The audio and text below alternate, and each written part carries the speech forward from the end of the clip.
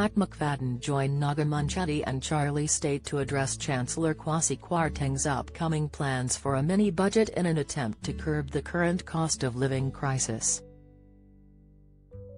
Plenty is on the agenda for Kwarteng to address, from the reversal of a national insurance rise to increased spending of billions of pounds.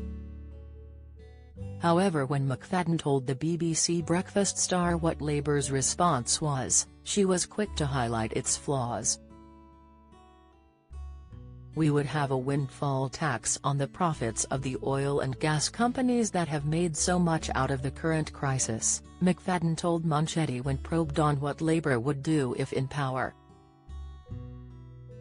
"That would be a more balanced and fair way to pay for whatever help the country needs right now." But Munchetty pointed out, the Conservative government did bring in a windfall tax. "This could be expanded much more than this," McFadden replied. "For example, they didn't bring it in until the summer of this year when the windfall started much earlier. They're giving a third of it away through investment allowances for investments which are allowed to go ahead anyway.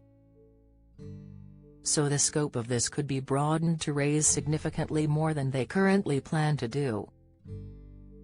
However, spotting how long these proposals would take if it were Labour making the rules, Munchetty highlighted a major problem with McFadden's stance. "When you say you would have a long-term plan for growth, the problem is people are feeling the pinch. More than a pinch," she cut in. "There are desperate people, as you will have heard on many media outlets, and I've no doubt you will have spoken to people in your constituency. People need help now. So a long-term plan for growth isn't actually reassuring for those who are struggling to pay bills today," she explained. McFadden did his best to reply to Munchetty's remarks, agreeing, "Well, the cost of living crisis is the sharpest thing right now, you're right about that. That's why earlier in the summer, we called for an energy price freeze."